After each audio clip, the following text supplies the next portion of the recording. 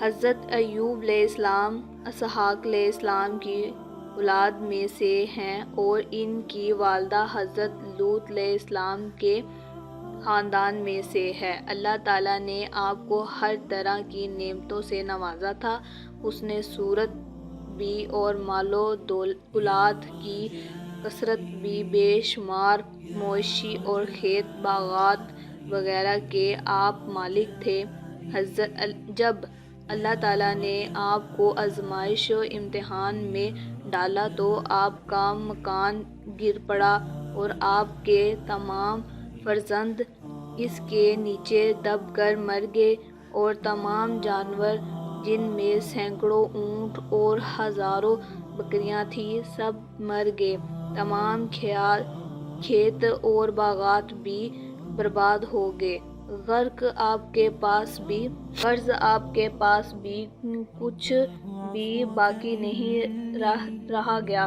آپ کو جب ان چیزوں کے ہلاک برباد ہونے کی خبر دی جاتی تھی تو آپ حمد الہی کرتے اور شکر بجا لاتے تھے اور فرماتے تھے کہ میرا کیا تھا اور کیا ہے، جس کا تھا اس نے لے لیا، جب تک اس نے مجھے دے رکھا تھا میرے پاس تھا، جب اس نے چاہا لے لیا۔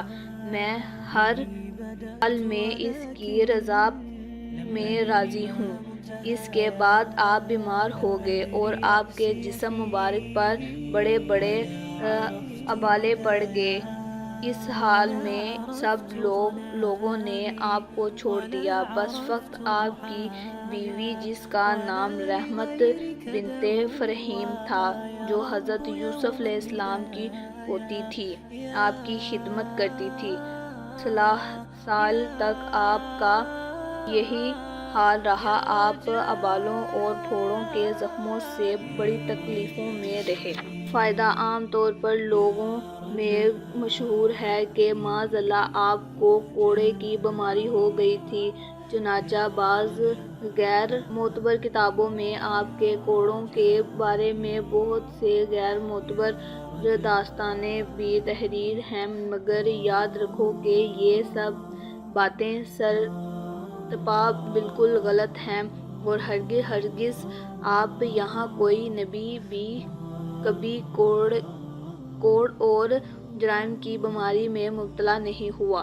اس لیے یہ مسئلہ متفق الہی ہے کہ انبیاء علیہ السلام کا تمام ان بیماریوں سے محفوظ رہنا ضروری ہے، جو عوام کے نزدیک باعث نفرت حقارت ہے، کیونکہ انبیاء علیہ السلام کا یہ فرض منسوخ کے اور تبلیغ کرتے رہے تو ظاہر ہے کہ جب عوام ان کی بیماری سے نفرت کریں گے، ان سے دور بھاگیں گے تو بھلا تبلیغ کا فرائض کیوں کر ادا ہو سکے گا؟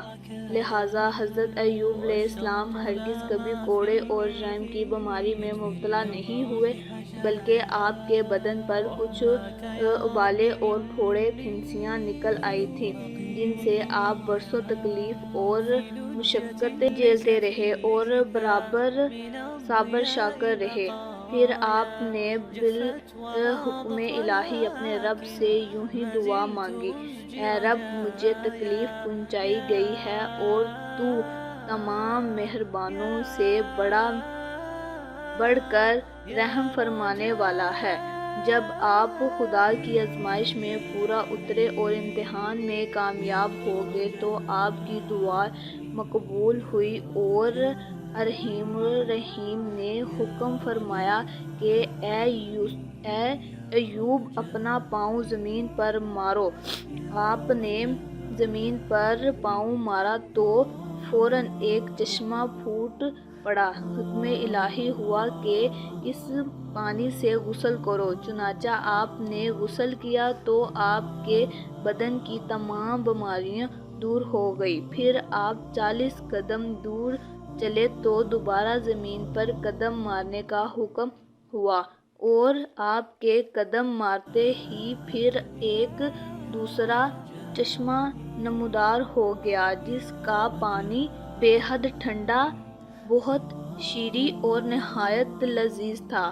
آپ نے وہ پانی پیا تو آپ کے باطن میں نور ہی نور پیدا ہو گیا اور آپ کو اعلیٰ درجے کی صحت و نوازیت حاصل ہو گئی، اور اللہ تعالیٰ نے آپ کی تمام اولاد کو دوبارہ زندہ فرما دیا اور آپ کی بیوی کو دوبارہ جوانی بخشی اور ان کے کثر اولاد ہوئی۔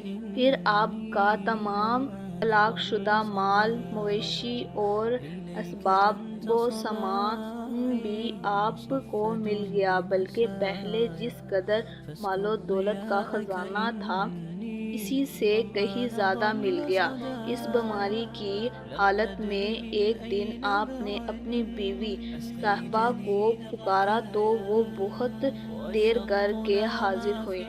اس پر غصے میں آ کر آپ نے ان کو 100 در مارنے کی قسم کھا لی تھی، تو اللہ تعالیٰ نے فرمایا کہ اے ایوب، آپ ایک سینکڑوں سیوں کی جھاڑو سے ایک مرتبہ اپنی بیوی کو مار دیجیے، اسی طرح آپ کی قسم پوری ہو جائے گی۔ چنانچہ اللہ تعالیٰ نے قرآن مجید میں اس واقعے کو اس طرح بیان فرمایا کہ ہم نے فرمایا کہ زمین پر اپنا پاؤں مارو، یہ ہے ٹھنڈا چشمہ نہانے اور پینے کا، اور ہم اسے اس کے گھر والے اور ان کے برابر اور اپنی رحمت سے عطا فرما دیجیے عقل مندوں کو نصیحت حاصل کرنے کے لیے۔ اور ہم نے فرمایا کہ اپنے ہاتھ میں ایک جھاڑو دے کر اس سے مار دو اور قسم نہ توڑو، بے شک ہم نے اس ایوب کو صابر پایا، وہ کیا ہی اچھا بندہ ہے، بے شک وہ خدا کی طرف بہت رجوع لانے والا ہے۔